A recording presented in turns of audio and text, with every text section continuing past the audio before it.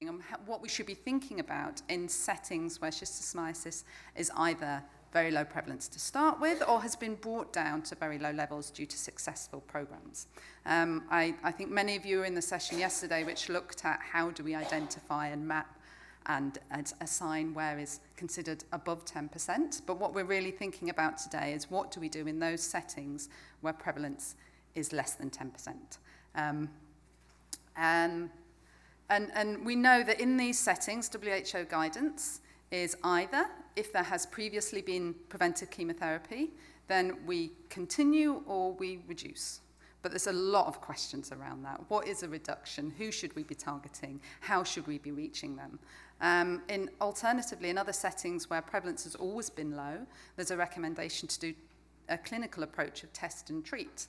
But that's still quite a new approach to many of us in Schisto, and how we go about implementing that can be quite a challenge. There's still a lot of questions around this whole area. And so what we're wanting to do with today's session is kind of have quite a broad discussion around a lot of these key themes and really think about when is MDA appropriate, when is preventive chemotherapy appropriate, who should we be targeting it to, and what should we be doing as well as or instead in these areas. So I'm going to just give you a brief overview of this morning's agenda, and then I'm going to pass over to my co-chair, Maurice, who will introduce some of our first speakers. So the way that we've organised this session is that we're going to provide you with some examples from programs and researchers that have been working in low prevalence settings to look at what approaches there are in these areas. Then we'll assign breakout groups, we'll let you go for coffee, and then you return and work in your breakout groups. So it's some short presentations and chance for questions, coffee, and then breakouts. So that's a very quick intro to the session. I believe I have some housekeeping that I need to go through. Do I need to read this slide out? So the meeting is being live streamed and is being recorded for later viewing. So just so you're aware that recordings will be made available after a week. There will be a pause, so those that are joining remotely won't be able to join the breakouts, but then the feedback from those breakouts will be back in this room, and so everyone who's joining online will be able to rejoin for that. And the breakout sessions don't have interpretation for those online.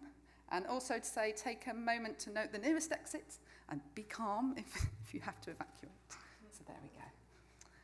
And so I'm going to pass to Maurice, who's going to introduce our speakers. Thank you.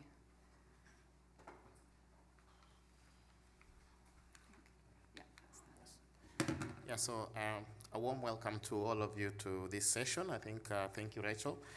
First, I think this morning we lined up great presentations. I think we've got 3 in-person speakers today. And the first we'll hear from Dr. Charlie Ame, the NTD Program Manager Zanzibar, who will provide an overview of Zanzibar's programmatic responses to schistosomiasis in low prevalence communities. And then second, we'll go to Dr. Stella Kefa, who's the Principal Research Scientist at the Kenya Medical Research Institute, and she will share with us insights on the test and treat strategy for sustained and treatment and surveillance for schistosomiasis in wards with low prevalence in Western Kenya.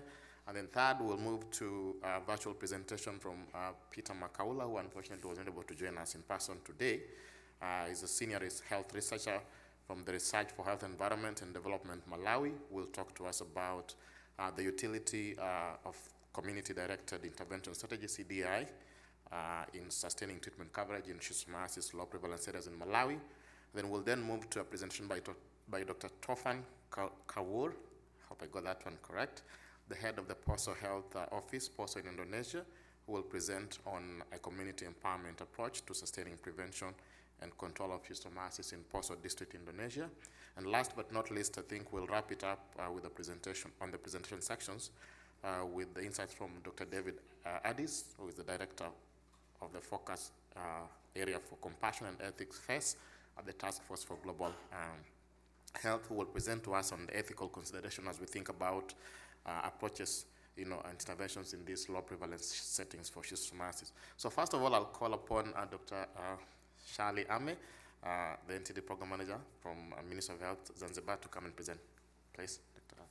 Thank you. Morning, everyone.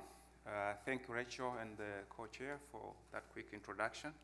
As been told, my name is Shali Ame. I'm working at the Ministry of Health Zanzibar, and I'm a program coordinator, or let's say program manager.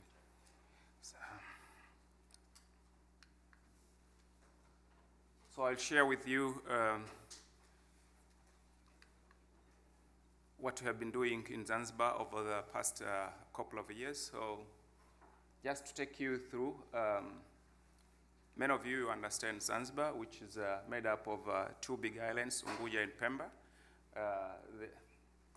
This the Pemba, and this the Unguja, which is normally known as Zanzibar. But for us, Zanzibar is made up of Unguja and Pemba. So schistosomiasis is one of the big problems in Zanzibar, and we are very fortunate to have only one species. We have only Schistosoma hematobium, which is causing urogenital schistosomiasis. At least as I'm speaking, we do not have any cases of Schistosoma mansoni for some reasons. So, but the disease or the infection is, as you know, this is a focal kind of infection, and there are some areas in Zanzibar where there's no schistosomiasis transmission, especially in South Unguja, where there's no schistosoma going on. But the whole Pemba has transmission because there's so much water bodies as compared to other parts of Unguja, or let's say Zanzibar.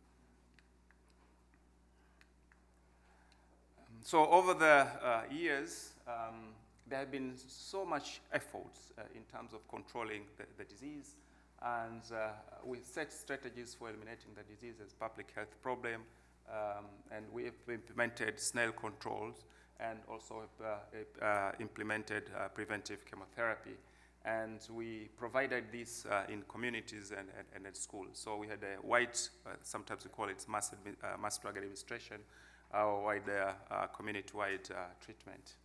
And also we had behavioral changes in other areas, and we are trying to engage community to understand how the disease is transmitted and and then they can take action to prevent themselves. And also in some areas we had some more wash and sanitation and hygiene there. So this is the long journey where Zanzibar has started in terms of preventing and controlling schistosomiasis. So it began somewhere during the colonial period, and there are so much things which has been done. But these things which involved snail control in selective area using the niclosamide, and then we had using the intramuscular injection of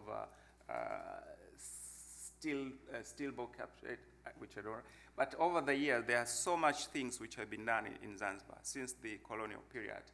But most of the effort came somewhere after independence in 1964.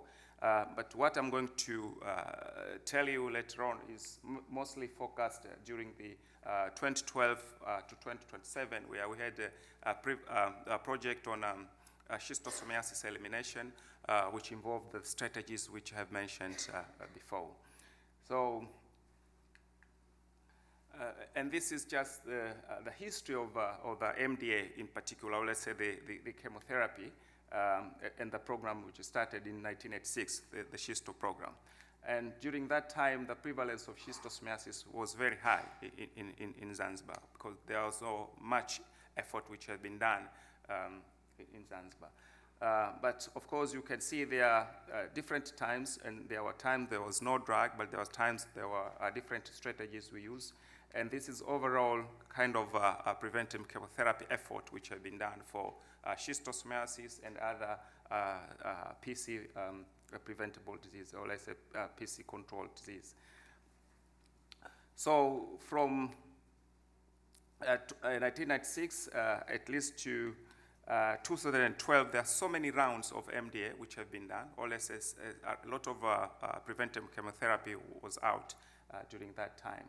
And we were trying to eliminate schistosomiasis as a public health problem in Unguja, and because we have divided our main 2 islands into 2 strategic objectives because of the differences of prevalence between the 2 islands. So the set goal for Unguja was to interrupt transmission in 5 years, and for Pemba was mainly to control prevalence down to less than 10%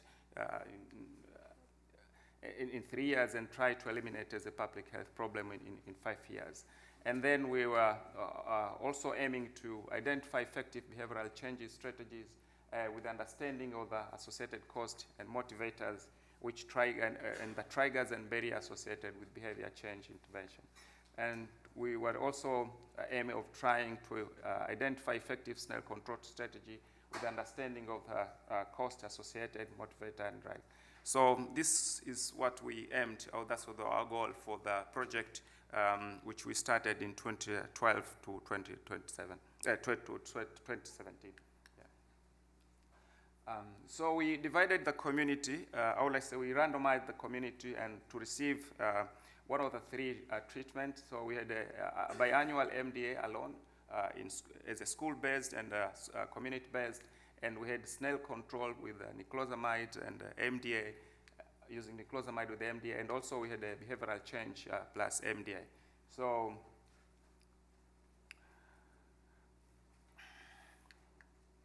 So after every year, then we had like a monitoring survey. We collected urine samples from school children and also from adults, because our strategy was for schools children in terms of the mass drug administration, and also we provided treatment to adults in community.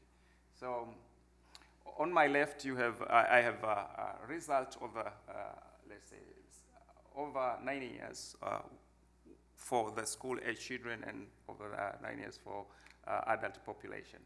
So at the start of the project in 2012, the overall prevalence of schistosomiasis was around 6% in children 9 to 12 years, which was reduced progressively over the years to reach to around 1% in 2017 by using the interventions which I've mentioned.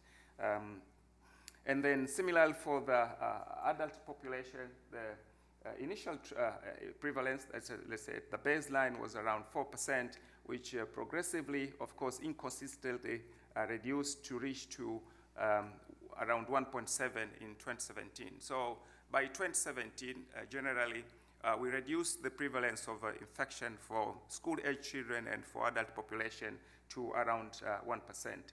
Of course, if you also look on the prevalence of high intensity, then it was very low.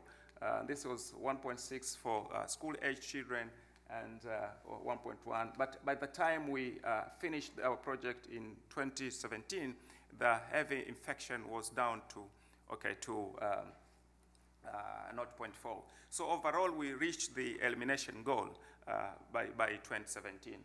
Of course, then over the time, we annually collected parasitological data, but this time from 2018, there was no any kind of the intervention I mentioned. We only relied on mass drug administration so that we can see how consistently the infection reduced. By then, it showed there's an element of rebounds if there's only MDA would be done. Yeah. So our plan now as a program, we are aiming, our main goal is to control and eliminate neglect of tropical disease in general, and that there should be no longer a problem by 2030, which we are trying to align with the WHO goal. And for schistosomiasis specifically, we are aiming to achieve around 1% reduction to heavy intensity, and we are also aiming to tracking the endemic implementation units to achieve moderate to morbidity control and reduce also snail abundance by 2027. Still, we'll be continuing doing the mass drug administration in some areas. We'll also do the vector control in terms of snails and try to do the behavioral change. But also, we are aiming to have a facility-based case management and diagnosis, and also we'll do the surveillance. So in terms of monitoring and evaluation, we are planning to establish sentinel sites which will enable us to assess the trend of infection and also look on snail abundance and community practice. So thank you so much. This is what I've managed to have for you.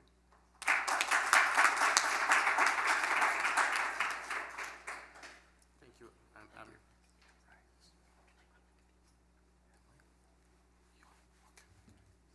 So thank you, Ahmed. Please just take a seat. So it's great to see the progress that has been made with the Zanzibar control program. And so what we'll do, we'll go to our second presentation, and then we'll take some questions before we go to the next two virtual presentations. So at this point, I will invite Dr. Stella Kefa to come and present on the test and treat strategy from Kenya. Stella?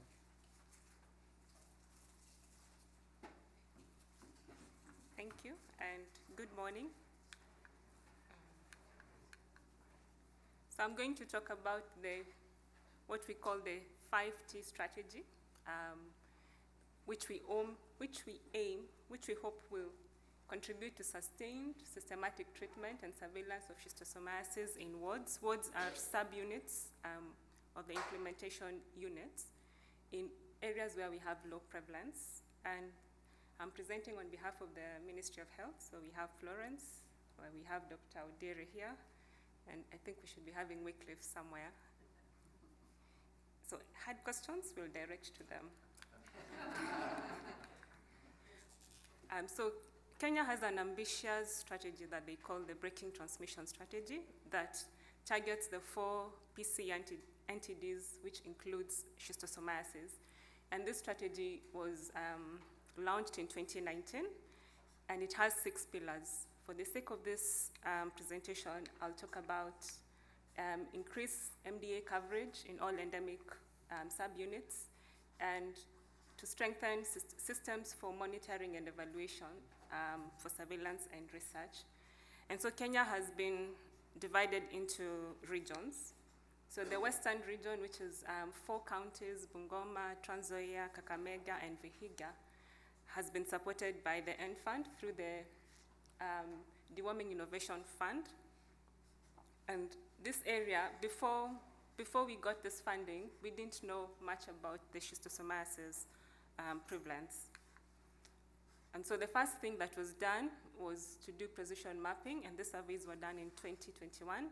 And we used the AFRO protocol, where in each of the 155 wards, we purposely selected 5 schools, and in each of the schools we took 50 kids, and these are the results that we got.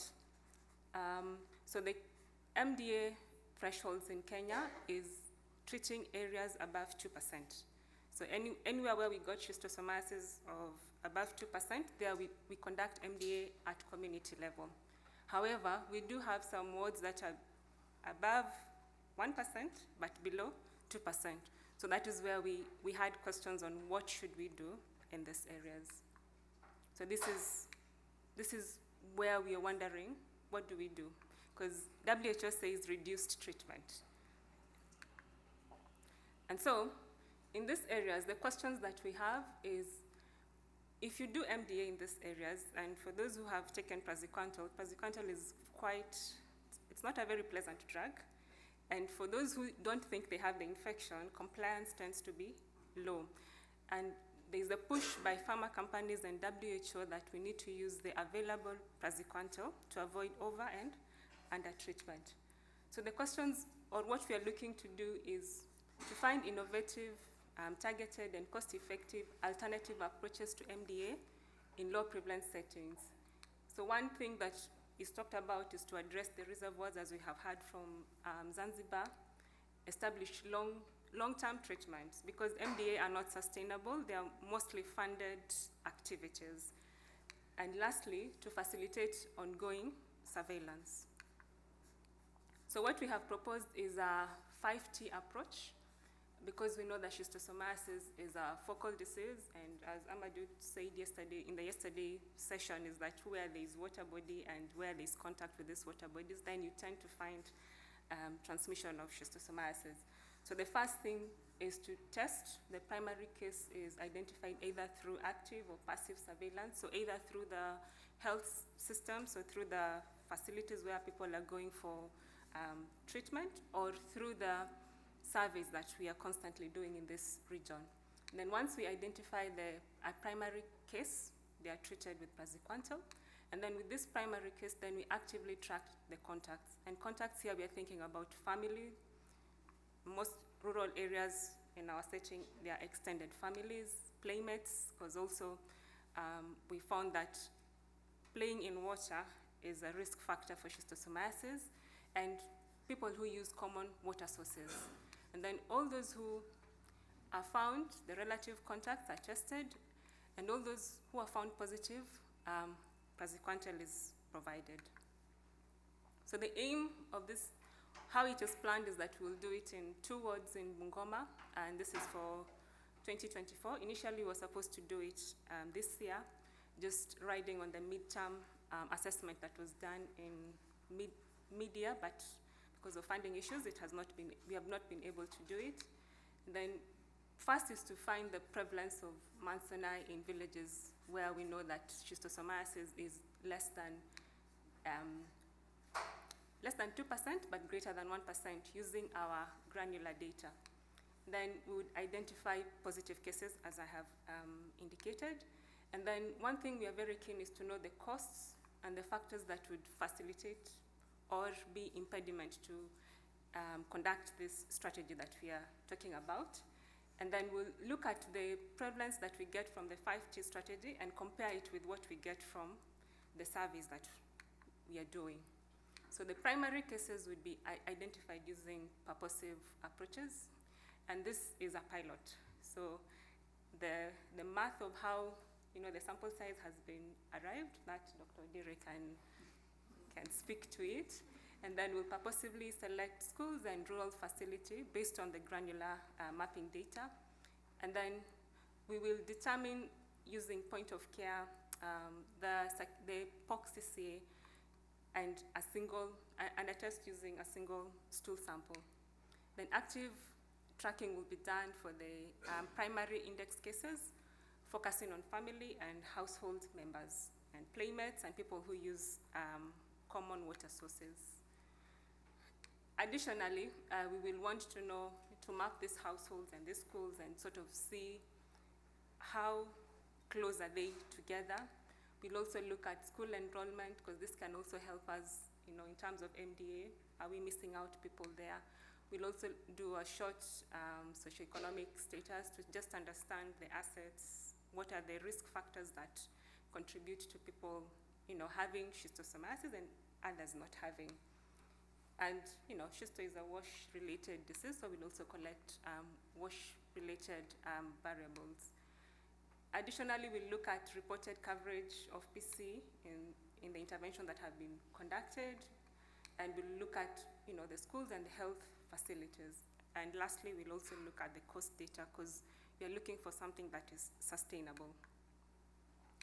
Then what we hope that this whole work will help is, first, we need to know that can this strategy serve as a pathway for sustainable integration of schistosomiasis into the country health system? Can we use rural facilities to be able to tell, or can we use that to test, treat, and track cases in areas where we have low prevalence? And then can we, with this, when we do our mapping or reassessment, can we also use this to then move wards to different treatment strategy? And is it possible, from what we get here, can we then scale it up to all the other counters? And I acknowledge NFund and AMREF, who are the implementing partners, and Cambry, who are providing the technical support. Thank you.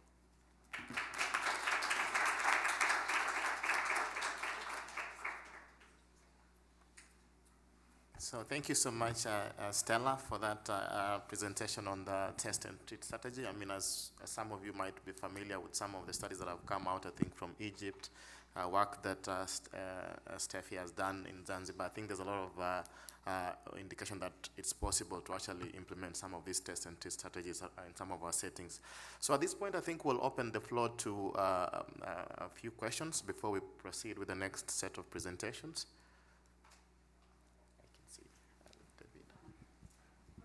And I will invite the two speakers to please just come forward so that we can take the questions from this side. Thanks. David Rollinson from GSA. Great presentations, thank you so much. Sarah, a quick question for you in relation to the additional data capture. I think it's marvellous that you're actually looking to see where common water bodies might be, but I'm not hearing anything about looking at snails and looking at transmission, or hearing anything about introducing other interventions that might be possible at that stage. Have you thought about, or are people thinking about snail control or monitoring transmission in these common water bodies? Thank you. Thank you. I didn't mention that, but it's a different work stream. So we are incorporating some malacology work to sort of understand transmission, and I think that one we are doing it under active surveillance. So we have two work streams. So there's one that we're calling, active surveillance, where we are going to areas where we are already conducting MDA, and then looking whether that infection is, the fossa is within the area where we see the prevalence. Then one of the pillars we have for the BTS is integrating WASH activities and mainstreaming behavior change. So all those are incorporated, and you're not necessarily working in silos, they are all working together. It's only that for this, I just chose to talk about the test and treat strategy that was proposed. Thank you. Yes, we can go to Kelkidian and then we'll come back this side. You've yielded? Okay, cool. Thank you so much. My question is for Dr. Charlie. I just want to ask the status of the program currently in Zanzibar. I think the last treatment was in 2021. Is it right that I saw? It means that you haven't treated for the past 2 years. So are you into a surveillance phase? Are you really beginning international transmission? Yeah, just to give us a current update. Still, we are continuing with the MDA, but we are aiming to later on to focus with focal MDA because the infection has been reduced in most of the areas. But also there's an area in Pemba where some studies going on. Probably you'll have an opportunity to hear those in the subsequent presentation, of course, in different rooms. You're welcome. Yes, I think we'll go to this way before to come. Yes. For the 5T, I'm just wondering, you mentioned once you have then identified an individual treated and you check in the family, you do again the test. There is a diagnostic issue there because your test might not identify all positives because of lack of sensitivity and specificity. How do you address that?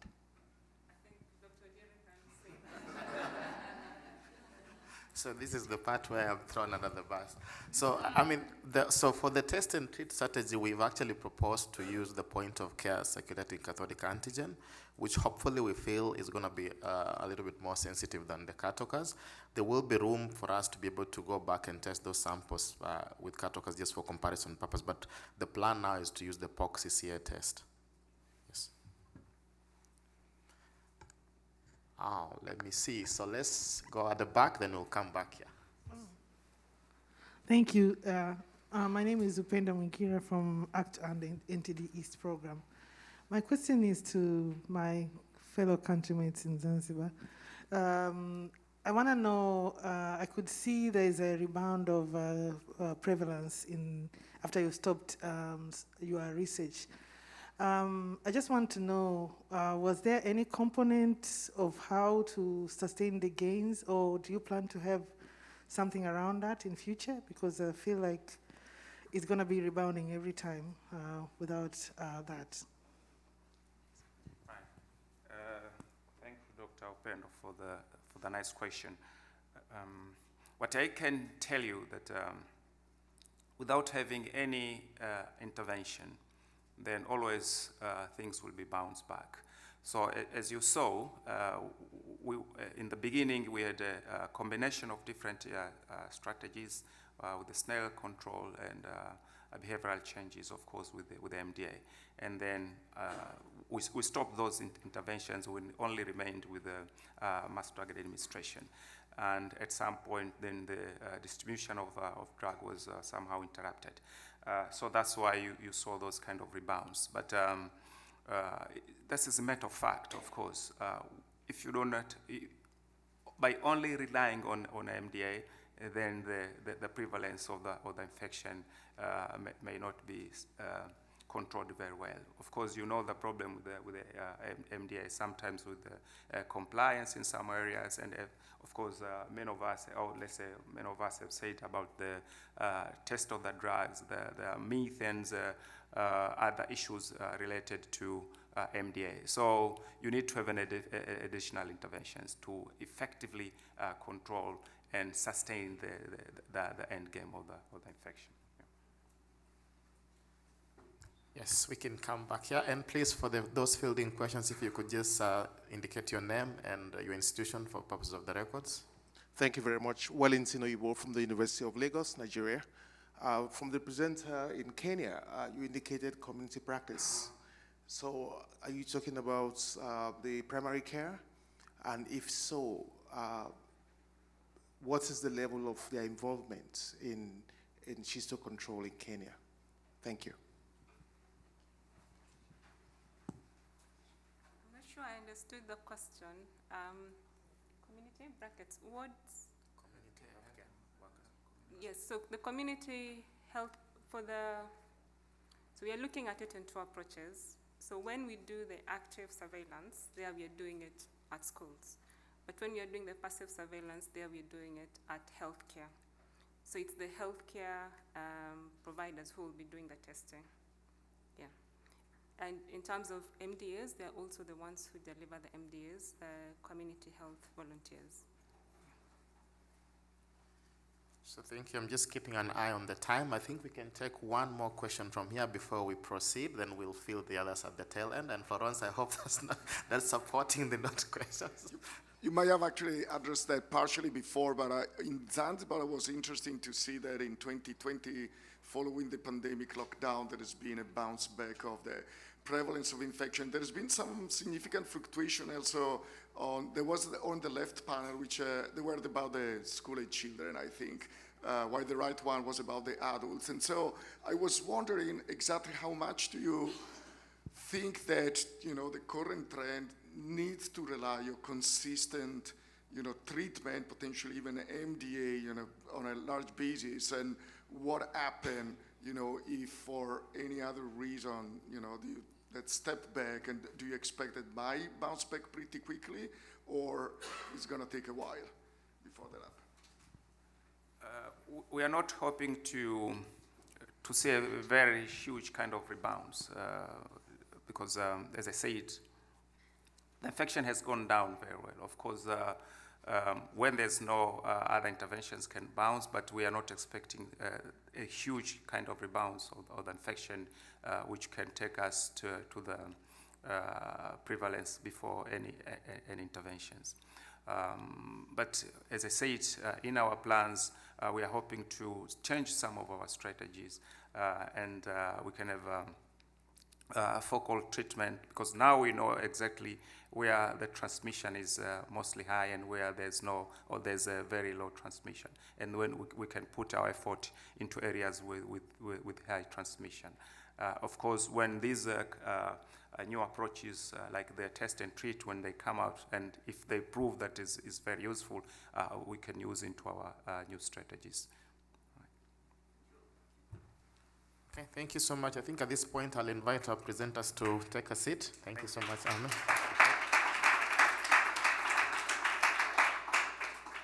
Yeah. So I think we'll continue with the next set of presentations, and I think one of the things that is already emerging from the questions that are being fielded is the issue around sustainability, and I think it's a nice way to transition into our next talk. So it will be a virtual presentation, a pre-recorded presentation from Peter Makaula on the utility of the community-directed intervention strategy in sustaining treatment coverage in schisto low prevalence areas in Malawi. Are we ready with the slide deck? We can play.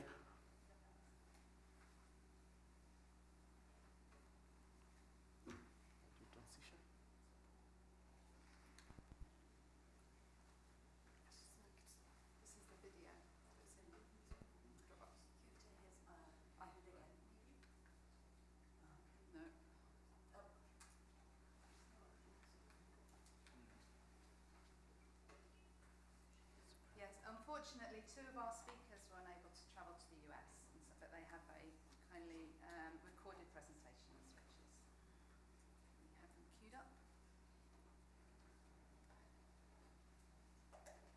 And to emphasize, our first speaker is actually a COR-NTD funded project. Hello, everyone. Projects funded. My name is Peter Makaula from Malawi.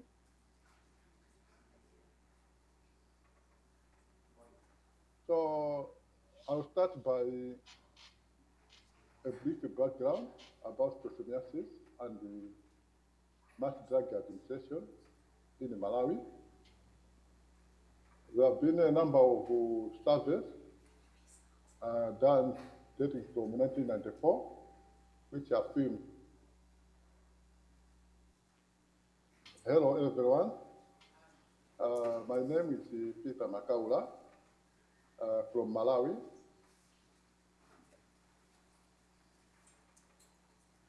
So I'll start by a brief background about schistosomiasis and the mass drug administration in Malawi.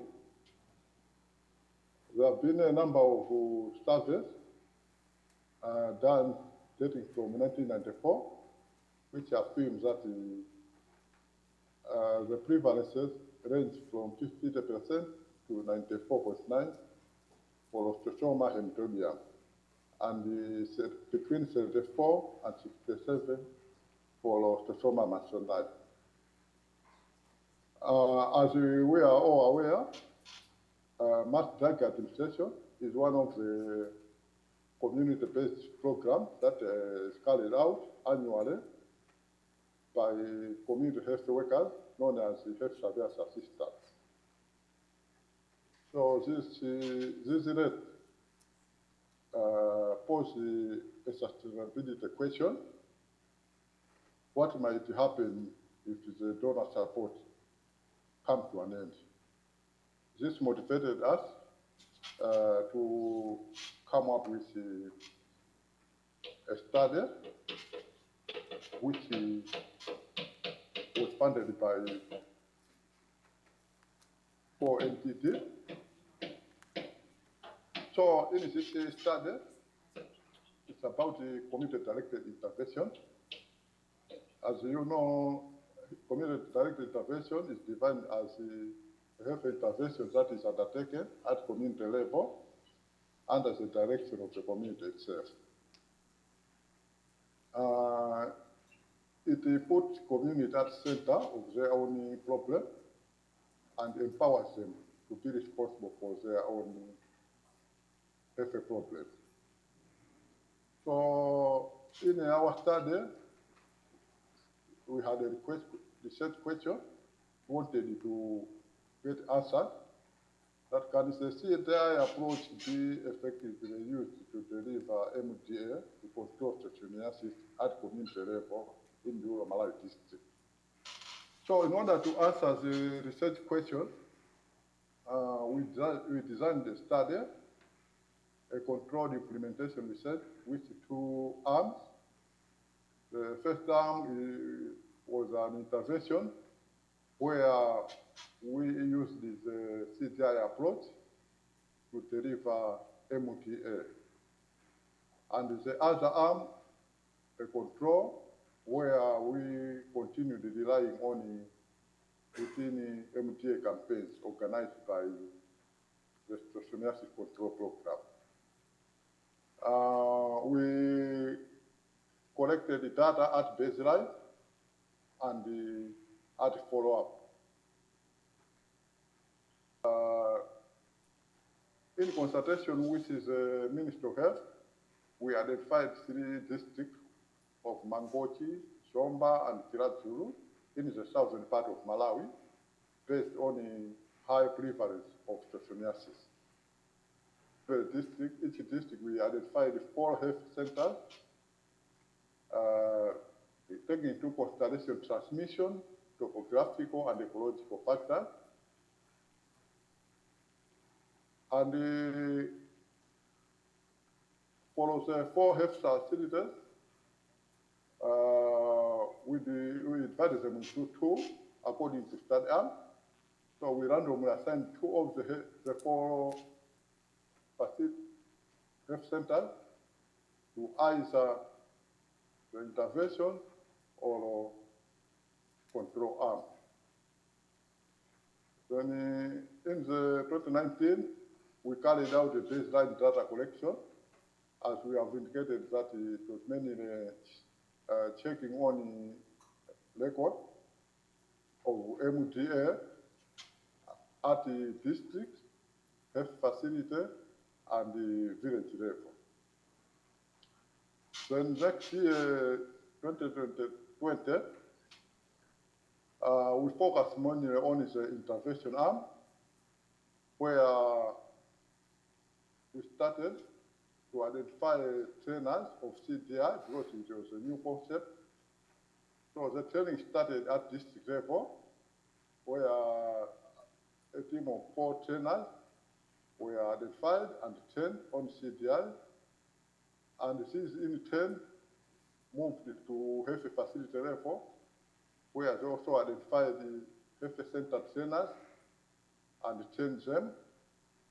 So the responsibility of going to community level was left to the health facility level, where in consultation with communities, they identified distributors. These are volunteers, and these were also trained. 2020, there was another MDA, but for the intervention arm, upon having trained the volunteers as the CDI distributors, we used the CDI approach instead of relying on the health workers. In the control arm, they continued using the health workers and as organized by the National Schistosomiasis Control Program. So after the MDA, we went into community to collect the data as well as a follow-up. And after collecting the data, we had 2 sets of data collected at the baseline and at the follow-up. We analyzed the data. So the findings are summarized in this slide. Generally, at community level, we not increase in coverage, while in schools, we not decline. That is for all districts. But when we come to specific districts, in the second set of graph for Tiradzulu, we note that at community, there were slight declines. Then in schools, because it coincided with the COVID pandemic, by then the schools were closed, so there was no MDA in the follow-up. So we only have for baseline. For Mangochi, that is the C, we have seen increases at community and the increases in schools. While for Zomba, there were decreases in community and in school. So for discussion, based on the findings of the study, we have seen that the 2020 coverage rate in the intervention arm, where we use the CTI, were similarly high as control communities. This showed us that the CDI is feasible for delivery of MDA. But as you have seen that in some districts, in the intervention arm, they managed to increase, but in other districts, they were declining. Then another issue to be discussed is on the court, the intervention used more resources because we had to fund almost every activity and document for the research purposes. Then also COVID-19, we had to buy some PPE materials as a recommendation that we are set. So from this study, we can draw a few conclusions. The first is the use of CDI approach is feasible and capable of obtaining same coverage results as in use of standard approach in Malawi. The second one is the CDI offers a viable alternative for involving and empowering communities to sustain gains made towards the goal of eliminating schistosomiasis as a public health problem. Then lastly, in line with this session, we feel that the CDI approach may be considered as an option for use in low prevalence areas once large-scale vertical MDA programs are scaled down. So let me finish by indicating the investigators. Thank you very much.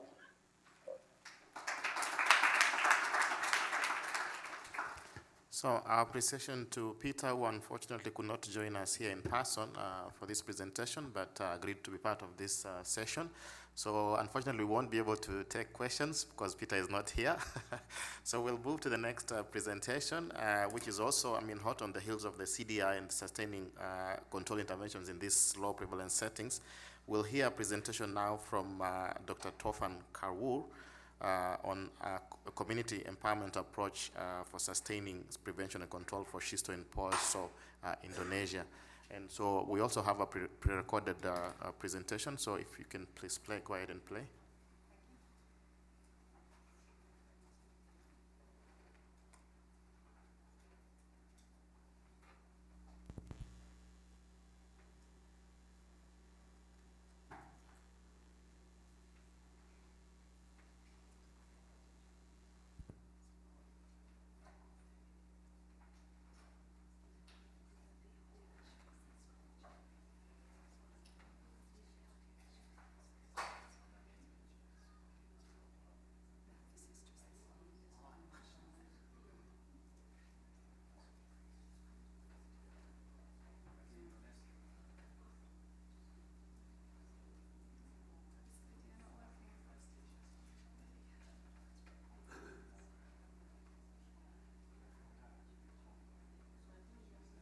It's a really slick video. It's incredible. It's a really nice video. Is it not working? I think this is the beauty of technology. So.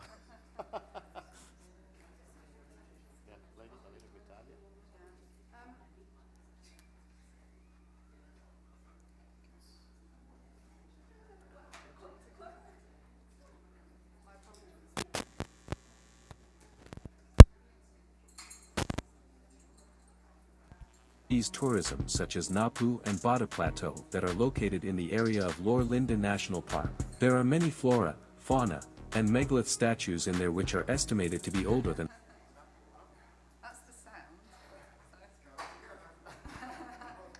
Really there. It's a short video.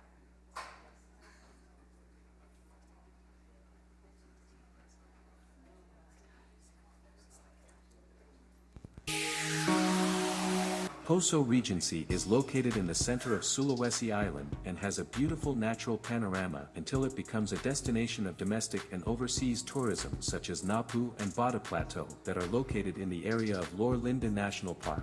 There are many flora, fauna, and megalith statues in there which are estimated to be older than 4,500 years.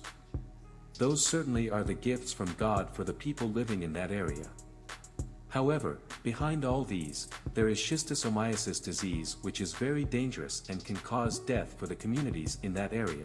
Schistosomiasis in Indonesia is a chronic infectious disease caused by Schistosoma japonicum, which its life cycle requiring Oncomelania hupensis lindoensis snail. In Indonesia, this disease can be obtained in central Sulawesi province, spread in Napu and Bada Plateau, Poso Regency, and in Linda Plateau, CG Regency. Schistosomiasis for the first time was found in Linda Plateau in 1937, in Napu Plateau was found in 1974, and in Bada Plateau was found in 2008. Schistosomiasis in human can cause severe disease, decrease of human life quality, and can cause death. Schistosomiasis can infect human and mammals such as cow, buffalo, pig, horse, anoa, mouse, etc.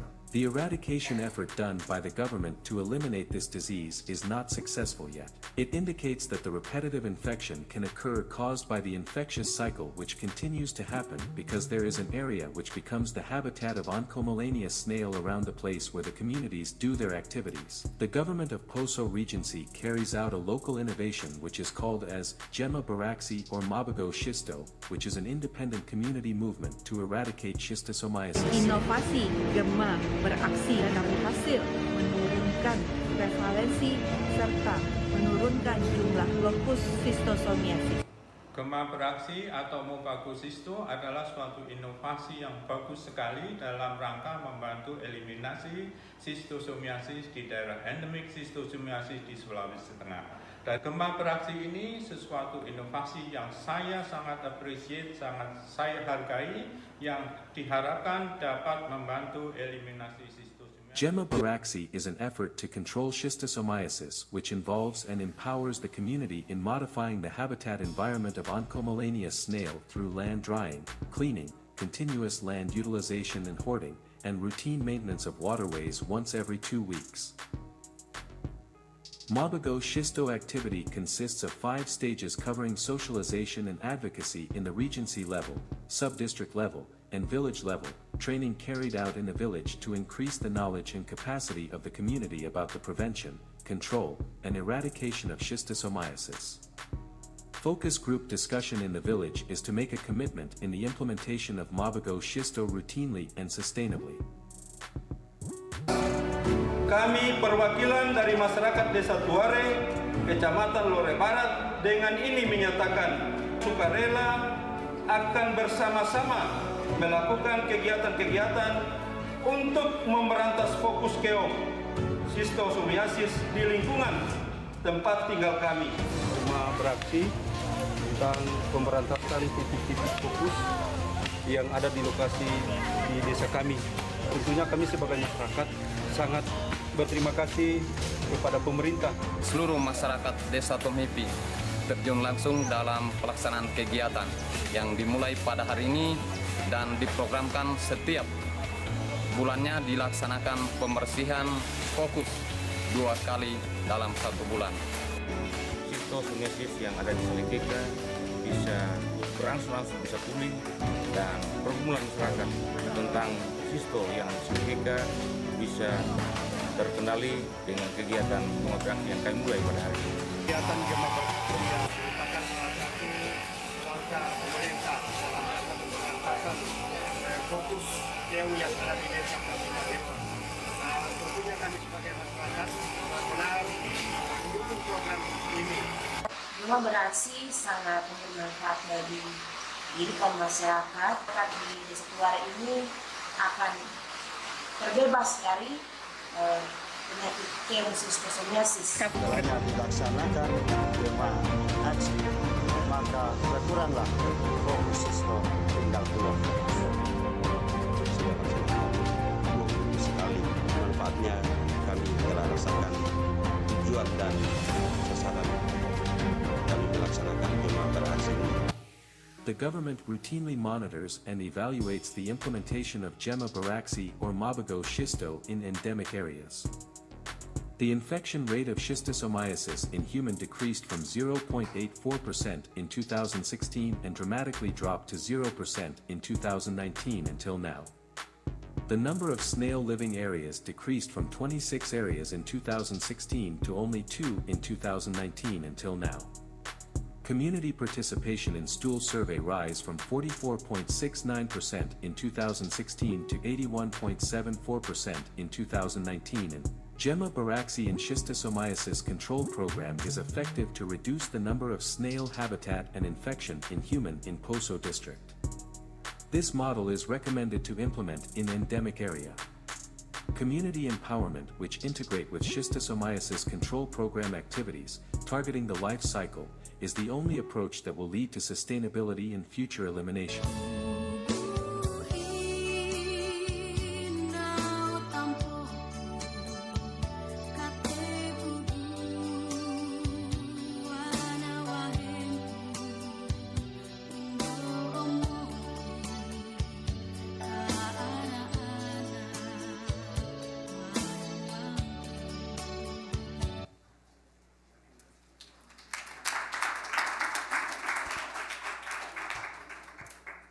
So thank you again. Our appreciation to Tofan for accepting to participate in this session. I'm sure there are some of us would have allowed the interlude to continue at the tail end, but I think that also just speaks to the power that community ownership has to play in terms of sustaining some of these control interventions.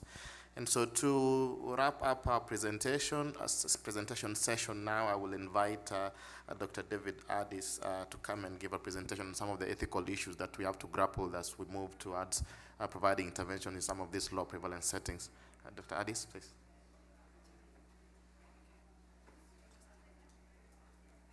Thank you, Maurice, and thank you, Rachel, for the opportunity to be here. I realize I'm standing between you and coffee break, which has already started for others, so I'll try to be concise. I'm going to be speaking about the ethical considerations related to approaching low prevalence situations for schistosomiasis. And the classical 4 principles of bioethics are a pretty good place to start when we talk about making ethical claims. I think with regard to mass drug administration, we can claim beneficence. We provide lots of benefits, and I think that's indisputable. We also pay attention to non-maleficence, doing no harm, through our attention to adverse reactions, providing high-quality drugs. And we often look at the cost-benefit or the benefit-harm ratio as a way to make decisions about mass drug administration. The other 2 principles are autonomy, respect for persons, being concerned for their suffering, and autonomy is also the principle that underlies our efforts to inform communities and engage them in efforts, just as we've seen in the last video. The final of these 4 principles, justice, is really related to the distribution of benefits, costs, and risks, and the principle of equity, which we'll focus on here.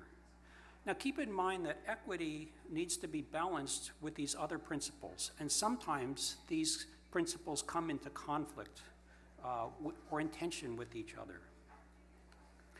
This classical cartoon describes the relationship or difference between ethics or between equity and equality. With equality, we provide the same resources to everyone. In this case, it's a box to stand on. But those of us who are shorter will not be able to see the ball game with this approach. And in contrast, equity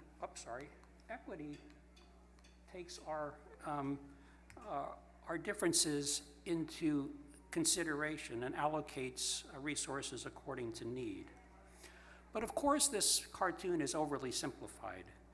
Height is the only variable that's being considered, and this is what Amartya Sen would call a focal variable. But in real life, there's many focal variables. For example, the people in this cartoon might be able to not see the game if they have poor eyesight, and standing on a box is not going to help them with that. With regard to mass drug administration, I think most of us would agree that disease burden or disease prevalence would be a relevant focal variable to make our decisions about equity. But what do we mean by health equity? I like this definition from Paula Braveman, the principle underlying a commitment to reduce and ultimately eliminate disparities in health and its determinants. So equity is a principle about a commitment to an elusive and aspirational goal. How do we programatize and embed equity, this aspirational goal, into our programs? Well, health equity is a central tenet of global health, and especially for those of us working in NTDs. Equity is mentioned 5 times in the WHO NTD roadmap and 41 times in the WHO Schistosomiasis guideline. Disease elimination, in my view, represents the ultimate in equity. MDA addresses many of the important barriers to disease elimination, and I would argue that it effectively does this with a greater degree of equity than other health services. This may not always be the case. So it's reasonable that the WHO Schistosomiasis Guideline Development Group recommended preventive chemotherapy in all communities with a prevalence of less than 10%, 10% or higher, and that they argued that this would actually increase equity. More treatment for more people, therefore more equity. But this assertion has several assumptions. First, that infection prevalence is the primary focal variable against which to make decisions about equity. I think we could agree with this. This is a reasonable decision to make. But second, that equity can be addressed through a dichotomous approach, a single prevalence threshold. This is a more questionable assumption given the focal nature of the disease and the wide variation in infection prevalence. The dichotomous approach might be the most programmatically feasible approach, and to be fair, the WHO guidelines do recommend more frequent MDA in areas with a prevalence of greater than 50%. A third assumption is that MDA effectively targets those at greatest risk, and we know that this is not always the case. Using health and demographic survey data, Nathan Lowe recently showed that in countries where STH is endemic, deworming among preschool-aged children was lowest among children from the lowest income households. And then fourth, the big assumption is that there's an adequate supply of praziquantel. And by adequate, we mean up to 9 times more than is needed biologically to treat every infected person, if the prevalence is 10%. So currently, the supplies are not adequate for this. We may get more precision through precise mapping or precise, more focal MDA, but it's unclear the degree to which this higher level of precision will actually make the program more efficient. Or let's say the praziquantel supply isn't, let's admit that it's not adequate, do we really value equity? This recommendation sort of hopes or assumes that our processes are adequate to ensure equity and that praziquantel will be directed to those with the highest disease burden. Now, in global health, we think of equity and we tend to focus our attention towards the bottom of this cascade. And this is a cascade that Jim Lavery and colleagues recently described in a science paper focused on the equity of the COVID vaccine and the failure to achieve equity globally. It's a framework for looking at factors that influence equity, and I think it's relevant for schistosomiasis. At the level of service delivery, we have many factors that influence equity. Our requests for praziquantel filled on a first come, first served basis, or is disease burden a factor to be considered? There are national public health priorities, the precision of mapping, the drug procurement and access, the supply chain issues. Funding, is adequate funding available, which is often the most important factor. We have social disparities, and then we have MDA hesitancy sort of at the last mile and last inch. But our focus at this level of service delivery obscures some of the upstream factors that can also enhance or restrict equity downstream: global policy, NTD strategies, drug supply and development, and the different factors associated with each of these levels. I'd like to leave you with a couple of thoughts, summary points to consider. First, equity is a core ethical value for those of us in NTDs and in global health, and maybe it's the principal value that we most often use to defend or describe our work. But we achieve this imperfectly in our programs. It's still a principle underlying a commitment rather than a reality in many cases. If we're serious about equity, how might our decisions, our processes more effectively enact and embody equity? Second, MDA requires drug supplies in considerable excess of biological need. And the practical challenges that MDA effectively overcomes: insensitive diagnostics, subclinical infection, inequitable healthcare access, inadequate treatment coverage.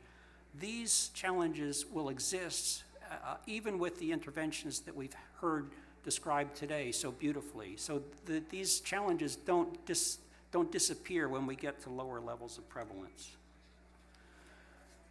The solutions for this must come from across the equity deficit cascade. We need to look upstream as well as downstream. And I would say that with our current praziquantel supplies, equity may be in tension with our public health goals.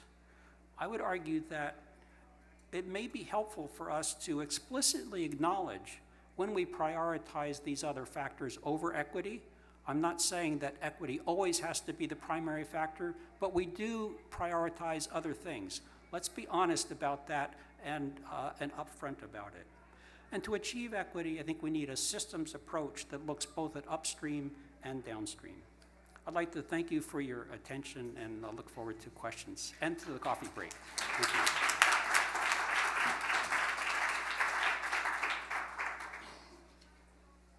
So thank you so much, David. I think I'll just allow you to remain here shortly so that we can take maybe just 2 or 3 questions before we go for the coffee break.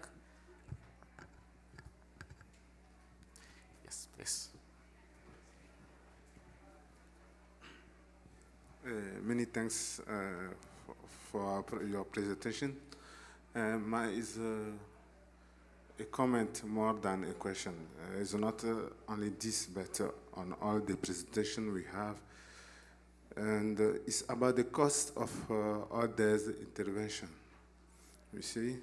Because I'm Dr. Nyosike, NTD coordinator, program manager for Togo. And we have the same challenge.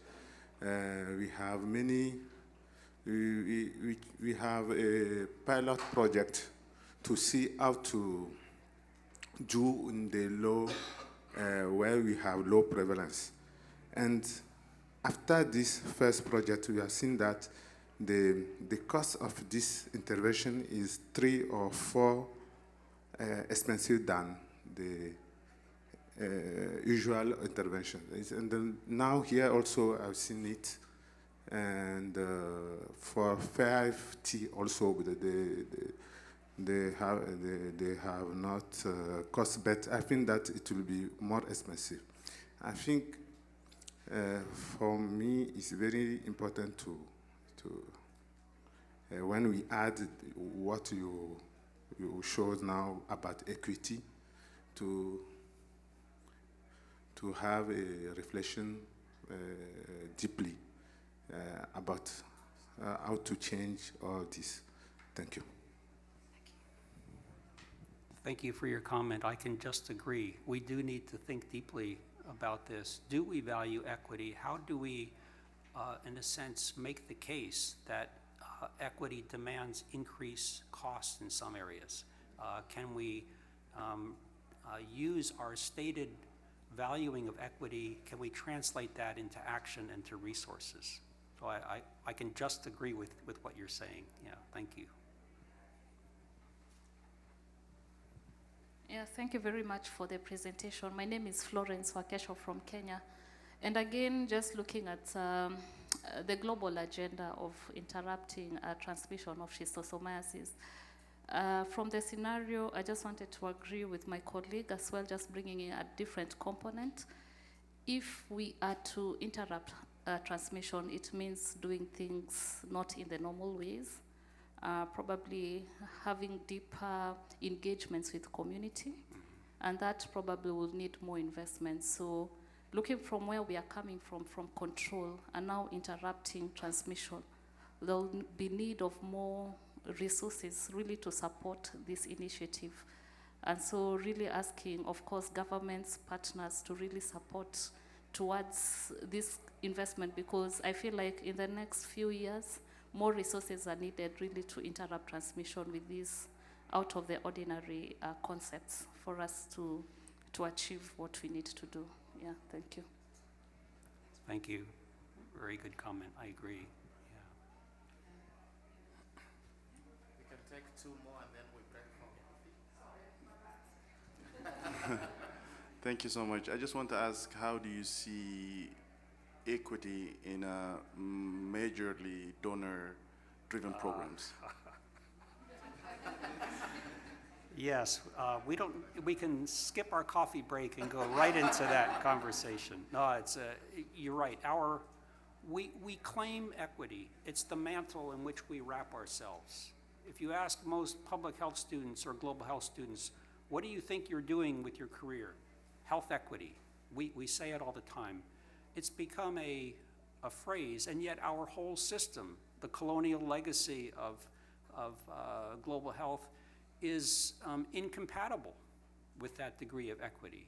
That's why I like Paula Braveman's definition. It's a commitment to a principle, and the challenge is to recognize that we live in a world that is very inequitable, that we may say we value equity, but are we serious? And if we are, what type of changes do we need to address? And we're certainly living in a system within global health and within NTDs that is inequitable. So thank you for pointing that out specifically.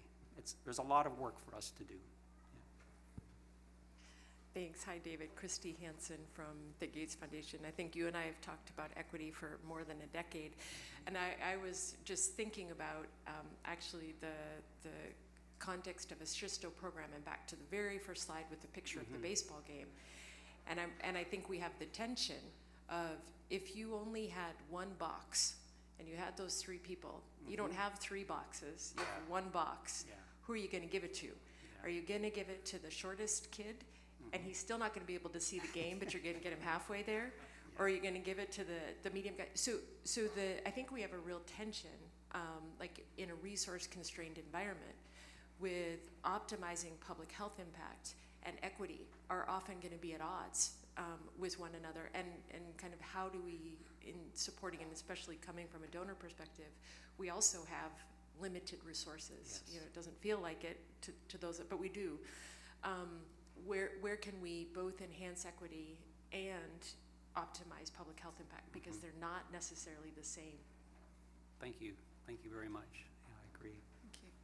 Was there anyone on this side of the room? Because I realised I didn't give you the opportunity because I have my back to you. Any questions or comments from over here? Yeah, so please, let's appreciate David as he sits down.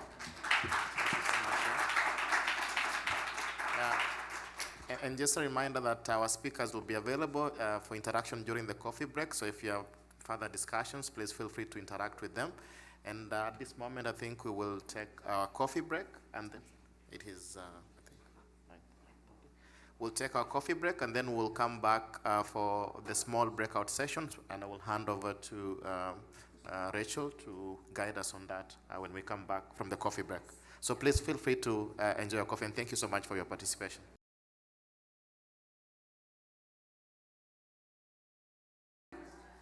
I think I think we had some really rich discussions across each of the 3 groups, so I can only thank you all for engaging so much with those. We had, but one of the outputs that we wanted to get from this meeting was a list of questions and things that we want to address as a research community to come up with better guidance. And each of the groups was kind of focusing in on a different area and we came up with quite a big, broad range of questions and issues that we think need to be addressed in our group. And I know the other 2 groups were similar. And so what we're going to do as an output from the meeting is each of the 3 of us, we're going to summarize all of the key questions and the areas that came up within each of the groups. And then we're going to post that to everyone who joined this session as a survey so that we can get a consensus, an idea of the rankings and the priorities different people would give to those different questions. And that's going to be one of the key outputs from this session, is not only a list of kind of what are the questions and themes that came up, but also how would we as a room prioritise those questions and themes to address moving forwards. So you'll see that survey coming soon, and I'll push you to, it'll be very quick to respond to that, and thank you for responding to that in advance. I do want to do a quick pitch this afternoon. Those of you that were really interested in Charlie's presentation on Zanzibar, there will be a whole session that explores that in a lot more depth. And I'm sure many of you may have signed up for that session, but just to say that that's happening. And also to let you know that lunch is downstairs, so you have to go downstairs for lunch. So I've been asked to emphasise that. But otherwise, can I just thank you all for remaining so engaged all morning? It's been a really good session. I've very much enjoyed it, so thank you.